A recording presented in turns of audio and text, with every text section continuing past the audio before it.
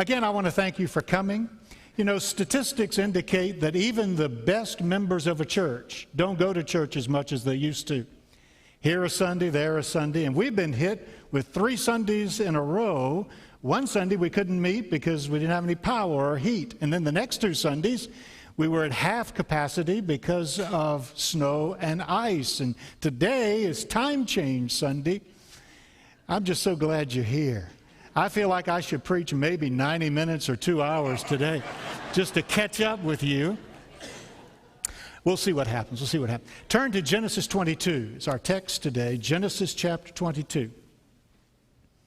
The Bible says that we should not forsake the assembling of ourselves together, as the manner of some is, but so much the more as we see the day of Christ approaching. So whenever we meet on Sunday, do your best to be here. You get something from it, but you give so much more. You give encouragement to the people all around you. Okay? Now don't let the big crowd today fool you. Half these people around you think it's 9:30. There's room on Sunday mornings for you for a while, and we're making more room so more people can come. Let me ask you a question. What's the hardest thing God ever asked you to do? The hardest thing. Think back. The hardest thing God ever asked of you. It was probably to give up something. He wanted you to give up something, and that was difficult. Now, we're in the Lenten season right now, the days leading up to Easter, and a lot of folks give up something for Lent. Maybe chocolate, or maybe their computer, or maybe television, maybe wine, or whatever it is. They give it up, and it's an ancient tradition. It emphasizes the fact that we're in a time of humility and a time of fasting so that we might seek God.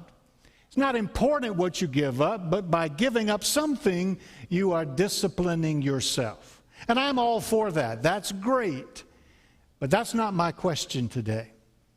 Because if God has asked of you a hard thing, to give up a difficult thing, it was most likely a sin in your life.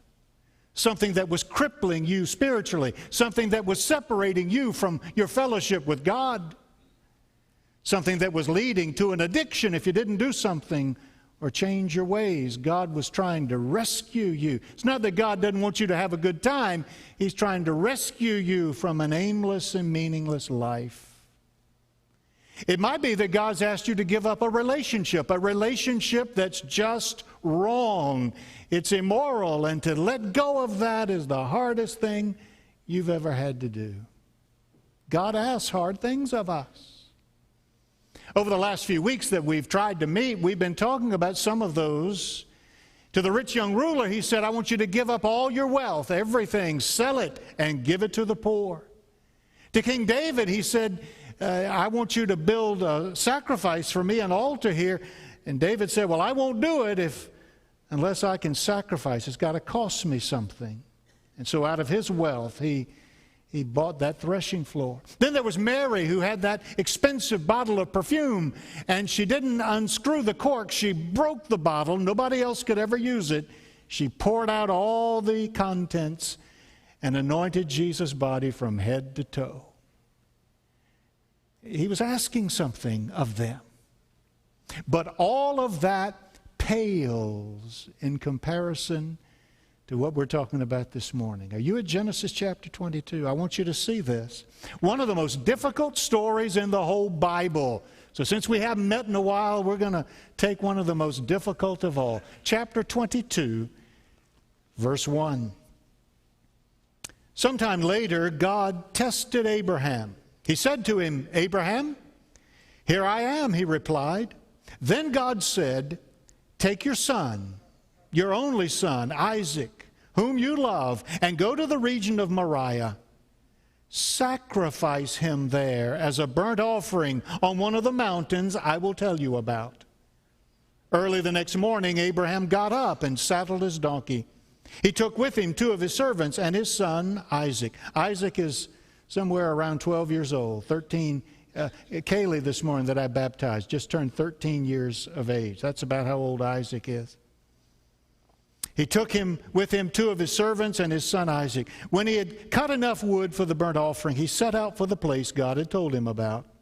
And on the 3rd day, Abraham looked up, and he saw the place in the distance. He said to his servants, "Stay here with the donkey while I and the boy go over there. We will worship, and then we will come back to you."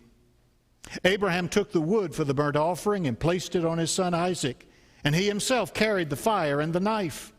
As the 2 of them went on together, Isaac spoke up, and he said to his father Abraham, "Father?" "Yes, my son," Abraham replied. "The fire and the wood are here," Isaac said, "but where is the lamb for the burnt offering?" Abraham answered, "God himself will provide the lamb for the burnt offering, my son." And the 2 of them went on together. When they reached the place God had told him about, Abraham built an altar there and arranged the wood on it. He bound his son Isaac and laid him on the altar on top of the wood. Then he reached out his hand and took the knife to slay his son. But the angel of the Lord called out to him from heaven, "Abraham, Abraham." "Here I am," he replied. "Do not lay a hand on the boy," he said. "Don't do anything to him. Now I know that you fear God, because you've not withheld from me your son, your only son." Abraham looked up, and there in the thicket he saw a ram caught by its horns. He went over and he took the ram and sacrificed it as a burnt offering instead of his son. So Abraham called that place, "The Lord will provide." And to this day it is said, "On the mountain of the Lord it will be provided." The angel of the Lord called out to Abraham from heaven a second time and said, "I swear by myself, declares the Lord, that because you have done this and have not withheld your son, your only son, I will surely bless you and make your descendants as numerous as the stars in the sky and as the sand of the seashore. Your descendants will take possession of the cities of their enemies, and through your offspring all nations on earth will be blessed because you have obeyed me." What a story. We have ratcheted up the demands of God pretty high in this story. Not just wealth, not just possessions, not just perfume. He's asking of Abraham his son, his only son, the object of great affection. He loved his son with all of his heart. But it was more than that. This was the son of promise. See, Abraham and Sarah are very old, and they weren't having any children, and God appeared to Abraham in chapter 12 and then again in chapter 15 and said, "Abraham, you're going to have more descendants than the stars of the sky, and your descendants are going to bless the whole world." And ultimately, that's a reference to the coming of Jesus. Through your descendants, all the world will be blessed. This was the promised child of God. God had given it to Abraham. He didn't give him multitudes of descendants, just this one, and it's all riding on him. All the potential there. His name, Isaac, means laughter. So like Lillian, probably a very happy baby. And Abraham and Sarah loved their son. And God had given him with a promise, and now God is taking his promise back. "I want him back." "But God, you gave him." "Yes, but I want him back." It's a very difficult story. It's a troubling story, and I've been conflicted all week even to talk about it today, and I wouldn't if it wasn't in the Bible, but it really happened this way. And I'm conflicted because I don't know what I'd do. What would you do? Dads, what would you do? Let me go ahead and tell you before we go any further, because some of you check out at various times in the sermon, so let me tell you something before you tune out. God never intended for Abraham to kill his son. God is not for human sacrifice like that. And that needs to be said in this day of great domestic violence. Husbands against wives, wives against husbands, parents against children, young children against aged parents. There's no place for that. It's never right. And God never intended for this to happen. But something's going on here. He's demanding from Abraham his son, his only son, the son of promise. All his dreams wrapped up in that boy. What are your dreams? What is it that means the most to you? What are your dreams for the future? Are you willing, like Abraham, to put every bit of it on the altar? Are you all in God's plan and God's will for your life? Well, when you look at the story, there's no indication that Abraham put up any argument. Maybe he did, but it's not revealed here. Verse 3 says, early the next morning, Abraham got up and he went. No argument. Now, Abraham knew how to question God. Read Genesis chapter 15. He knew how to question God. And he knew how to negotiate with God. Read chapter 18.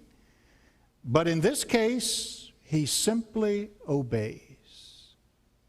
You really have to know the whole story for this to make sense, and maybe you don't know the whole story. So this afternoon or sometime this week, I want you to read the chapter starting with 12 forward, and you will see that Abraham's had a lot of experiences with God. This isn't day one of their experience. This is the culmination of it.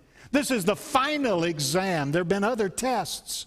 And through it all, Abraham has learned that he can trust God.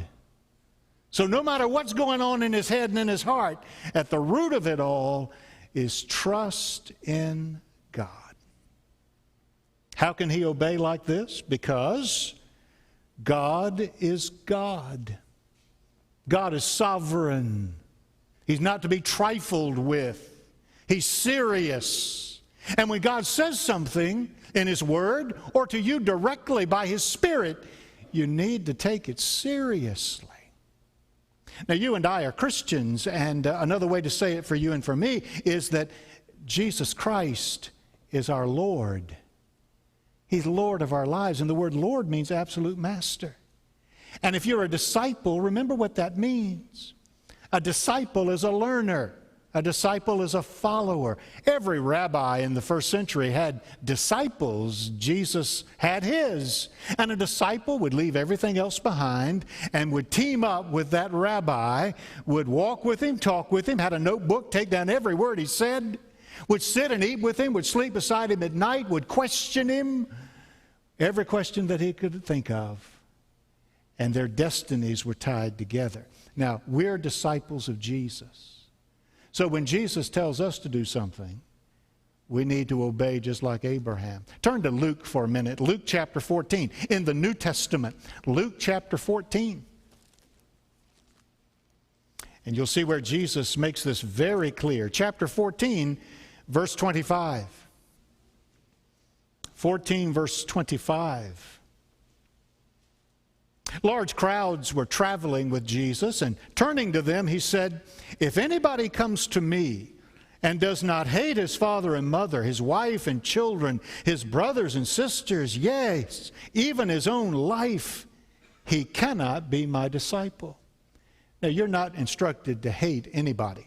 Love your enemies, so certainly love your family. This is by comparison. You love Jesus more than any other relationship you have. Verse 27, "And anyone who does not carry his cross and follow me cannot be my disciple." That means you die to the old life.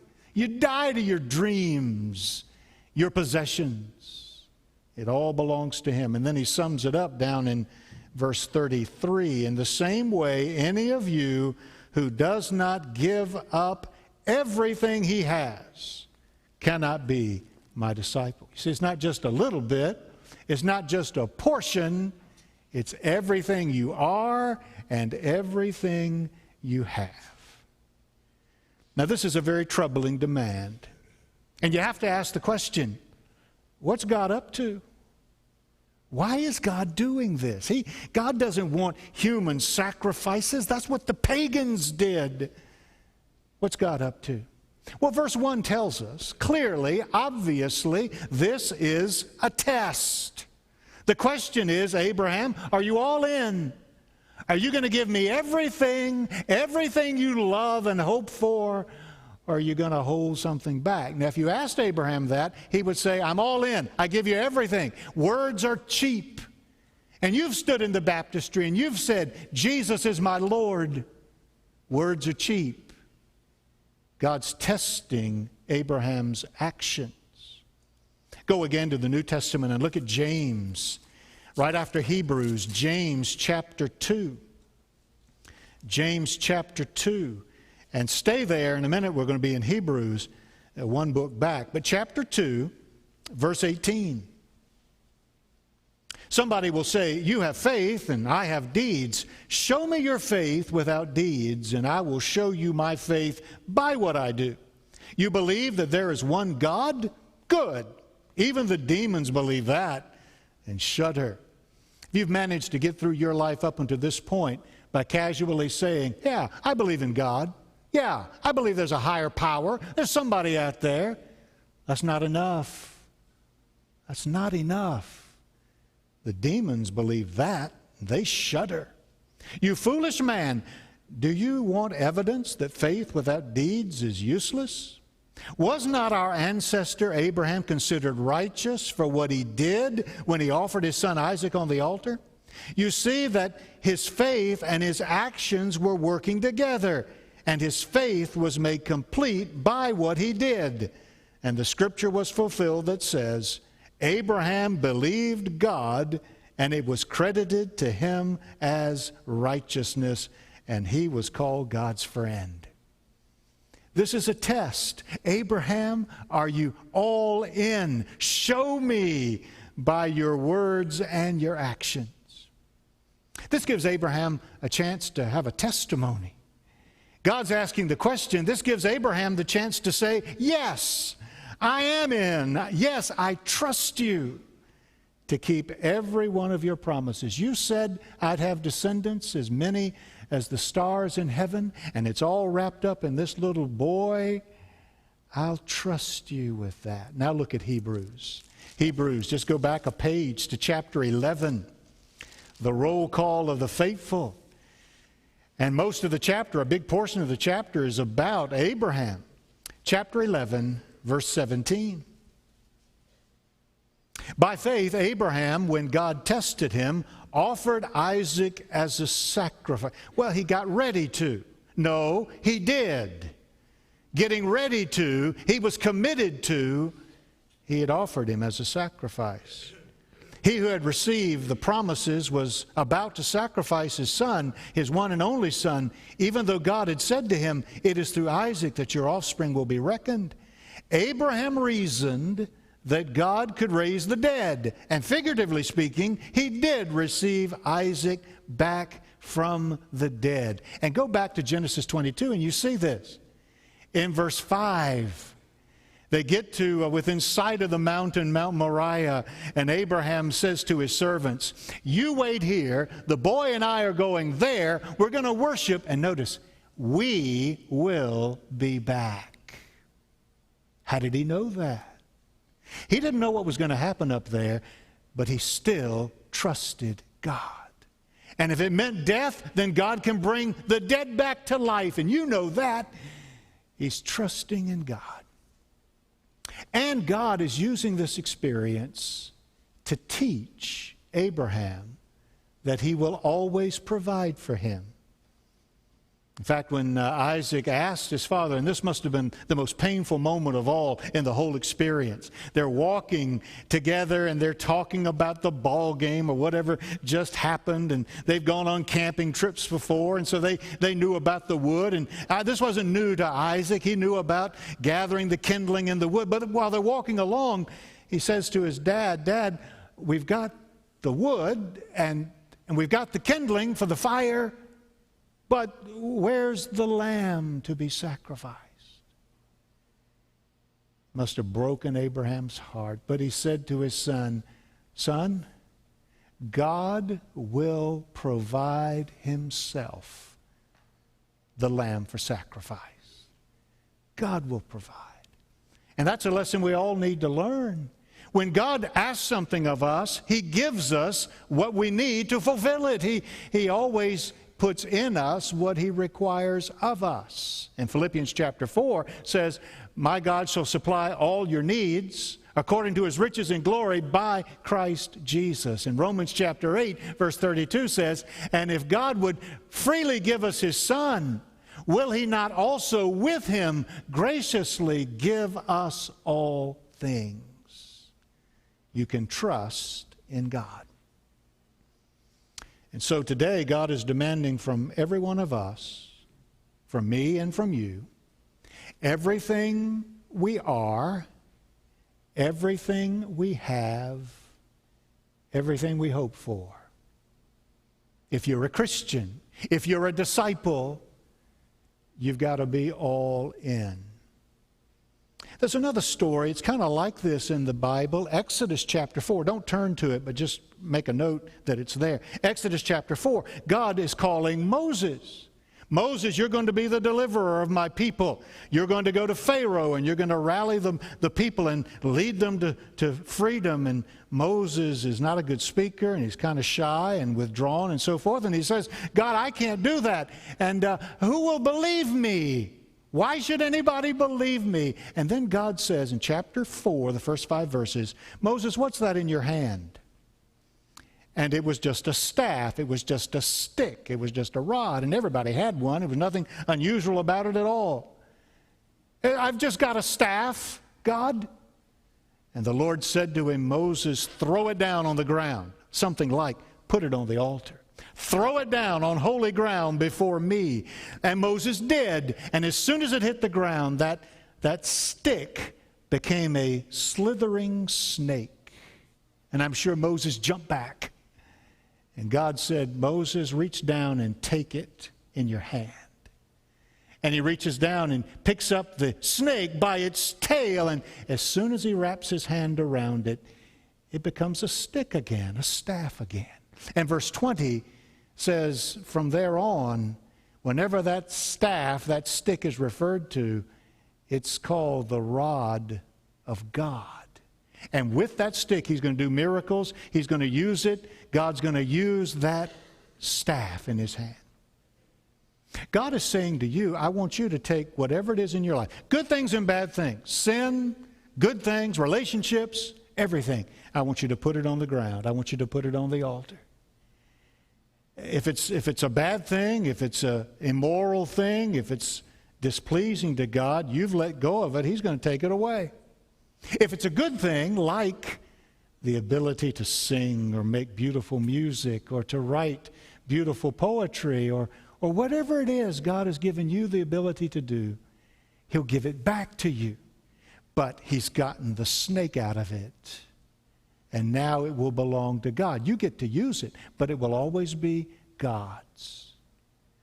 He's calling us, all of us today, to put everything we have, everything we are, on the altar. Romans chapter 12, verse 1, Paul says, I beseech you therefore, brethren, by the mercies of God, present your bodies a living sacrifice, holy, acceptable unto God, which is your spiritual act of worship. And don't be conformed to this world, but be transformed by the renewing of your mind, that you may prove what is that good and perfect and acceptable will of God. Your body, and that means by implication, everything, put it on the altar. So that's what Abraham does, and it's a wonderful conclusion to the story. God gave Isaac back to him. I noticed something yesterday I'd never really seen before, and I don't want to make a lot of it, but look at verse 1 of the story. God says to Abraham, Abraham, and Abraham replies, here I am. When he says that, he doesn't know what God's about to do. He doesn't know the bombshell God's about to drop. This is their daily conversation. Here I am. That is, I'm here to obey you, Lord. And then you look over at verse 11. Just as he's about to plunge the knife in the heart of his son, Abraham, Abraham, he says it again. Here I am. The first time, it's spoken in obedience. The second time, it's to receive a blessing. God gives him his son back. God rewards his faithfulness. Whatever you give to God, in the long run, you won't regret it, because God will take it away for your good, or he'll give it back for his glory. And God is honored in it all. I want you to be all in. Now, I know I haven't solved this problem. It's still a difficult story. Still difficult. Here's what makes it more palatable for me. Here's how I can understand this a little bit better. When I remember that God did the same thing. He didn't ask anything of Abraham that he was not willing to do himself. And you get a hint of it right here in the story. When Abraham says to Isaac, in answer to the question, where's the animal for the sacrifice? Abraham says, God will provide himself as the animal for sacrifice. And then after the angel stops Abraham from doing the deed, over in the thicket there's a ram, and Abraham takes that animal and sacrifices it, I love this phrase, instead of Isaac. And so God, once upon a time, so loved the world, still does, but once upon a time so loved the world that he gave his one and only Son, his Son, that whosoever would believe in him would not perish but have everlasting life. And it was that Son, Jesus, who went to the cross to die instead of Isaac and Abraham and me and you. He knows what sacrifice is all about. Don't tell God he doesn't know your circumstances or he doesn't know how tough it is for you. He gave his best that you and I might have life. And he asked the same of you and of me, to be all in, to give everything that you have. I want us to pray together. Would you bow, please?